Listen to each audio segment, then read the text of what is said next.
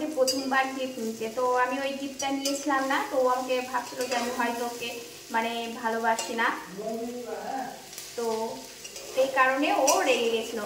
তারপরে জানো না, কিছুদিন ও টিউশনি করতে আসলো না, পড়াশোনা করতে আসলো না। তারপর আরও বন্ধু বান্ধবদের কাছে শুনতে পেলাম ও নাকি বই খাতা ছিঁড়ে দিয়েছে, আর পড়বো না।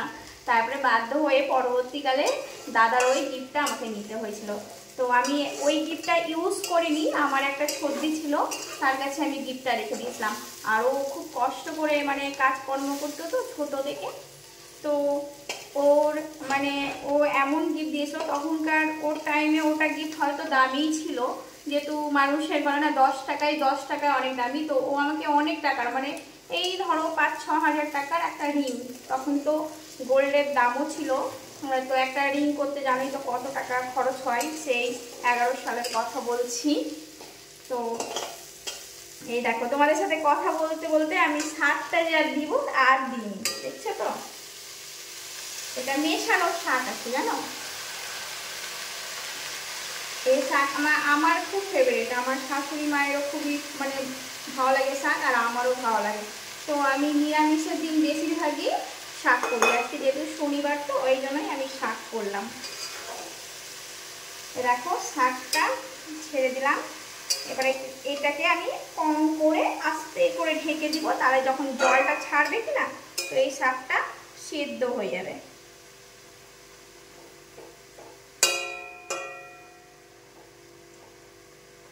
তো তোমাদেরকে কি বলছিলাম রিংয়ের সম্বন্ধে না, তো ওই রিংটা আমি আমার দিদি ছর্দির কাছে রেখে দিয়েছিলাম। তো বাই চান্স যদি ওর সাথে আমার না বিয়ে হয় তাহলে তো আমাকে রিংটা মানে ঘুরিয়ে দিতে হবে।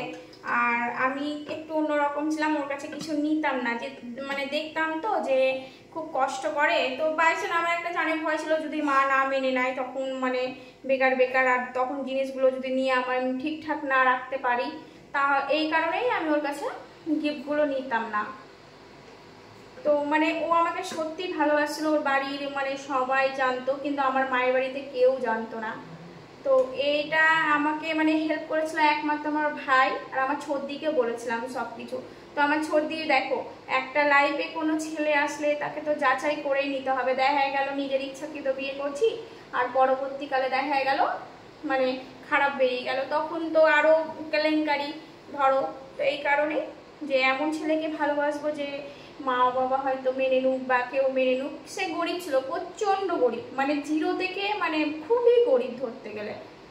আর আমি ছিলাম মানে আমার বাবা সার্ভিস করতো, আর এই কারণেই আমি একটু ভয় পাতাম যে সার্ভিস করার মেয়ে যদি বাই চান্স মা যদি না মেনে নেয়।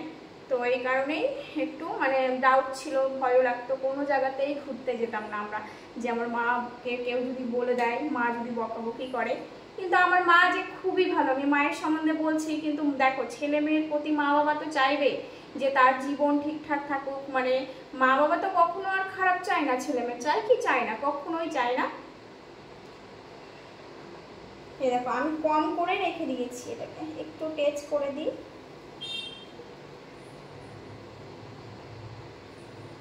চলো, এখানে না গরম লাগছে, ফ্যান চলছে না, রান্না করছি তো রান্না করতে করতে তখন এত গরম লেগেছে, মানে আমি এতক্ষণ দাঁড়াতে পারিনি। তো আমি সামনে ঘরে এসে বসলাম, তারপরে আমি রান্নাটা করে দিলাম, যে যাক তাড়াতাড়ি করে রান্নাটা করে নিই, খাওয়া দাওয়া করে নিই, তারপরে তোমাদের সাথে আবার কথা বলবো। এই দেখো বসে নাই, বাবুকে হোমওয়ার্ক দিই, তো ম্যাথগুলো এখন চেক করবো, ওকে করতে দিই। তো আমার সময় অনুযায়ী আমি ওর মানে কাজগুলো মানে যেগুলো মাল্টিপ্লে আছে সেগুলো আমি করতে দিই, পরে চেক করি আমার নিজের সুবিধা মতো। তো ভাবলাম যে চেক করতে করতে তোমাদের সাথেও আমি আবার মানে ওই যেখানে গল্পটা ছেড়েছিলাম আবার ওখান থেকে শুরু করছি। তো তোমাদের দাদা ভাই আমার সাথে এমন দুষ্টুমি করতো না, দুষ্টুমিটা এবার কি করতো বলো তো, আমাদের বাড়িতে না ছট পূজা হতো, তো আমরা বিহারি, এ হচ্ছে বাঙালি, তো আমাদের মধ্যে ছট পূজা হয়। তো ছট পূজার টাইমে আমরা ছট পূজা করতাম, তো তারপরে মানে 3-4 দিন ধরে পুজোটা হতো, তো ঘাটে টুক করে চলে আসতো। তারপরে এমন একদিন হয়েছে, এবার ছট পুজো করেছি যে এবার ভোগ বিতরণ করি। ওই দিন কি করেছে, ওর একটা মানে বন্ধু ছিল, ওই বন্ধুটাকে সাথে নিয়ে আমার বাড়িতে চলে এসেছে। আমি তো ওকে দেখে মানে আমার তো মানে কি বলে জানে না, জানো না যে মা বাবার বাড়িতে যদি না জানে, আর যে ছেলেকে তুমি ধরো ভালোবাসো, সে ছেলে যদি হুট করে চলে আসে তোমার বাড়িতে, তো মানে ডাউট লাগে, মানে ঢুকবুক ঢুকবুক করছে, মানে আমার মনটা মানে এত ভয় পেয়ে গেছি। আমি ফের ওকে চোখ দেখাচ্ছি যে তুমি কেন আসলা, জানতে যদি পেরে যায় কি হবে। আর ও না মাঝে মধ্যে আমার বাড়িতে প্রায় চলে আসতো, আর মা জিজ্ঞাসা করতো এটা কে এসে, আমি তখন কিভাবে মানে কি বলবো না কিছু বুঝতে পেতাম না, মানে এগুলো দুষ্টুমি করতো। আর কি করতো, আমি তখন এড়িয়ে দিতাম যে না ওর বন্ধু আছে, বন্ধু নাকি, আমার মা আবার এরকম জিজ্ঞাসা করতো। তো আমি না ওকে মানে পরে না খুব বকতাম, আর মানে এমন এমন ভাব করতো না, মানে আমাকে আমাকে মা যদি বকে তো তোমার ভালো লাগে না, তো ওই আবার হাসতো, মানে এমনি ভালো ইয়ার্কি বেশি করতো, এখন পর্যন্ত ইয়ার্কি করে ও আমার সাথে। তো আমি তোমাদের এখানে ভিডিওটা শেষ করলাম।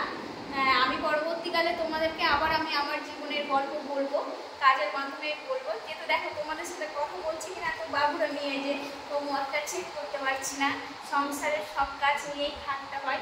তো আমার এটা ভালো লাগে, আমি একা একা বাড়িতে থাকি, মানে নিজের গল্প কেউ বলতে পারি না, তো এই জন্য আমি তোমাদের সাথে আমার গল্পটা মানে আমার জীবনে যা মানে 2010 থেকে হোক বা 9 থেকে হোক যেগুলো ঘটেছে আমি তোমাদের সাথে সব শেয়ার করবো। তো ওটা ওই সালটা হচ্ছে 11-র মধ্যে সালটা, তারপরে আমি পরবর্তীকালে তোমাদের 12 সাল থেকে আবার কি হয়েছিল, আর এখন তো হচ্ছে আমাদের কত মানে কত বছর হলো বিয়ে হওয়া, তারপরে কত বছরে আমাদের কোন সালে আমাদের বিয়ে হয়েছে, মানে কিভাবে মেনে নিল, আমি তোমাদেরকে সব বলবো। তো বন্ধুরা তোমরা সবাই ভালো থেকো, আর টাটা, আমি এখানেই ভিডিওটা শেষ করলাম।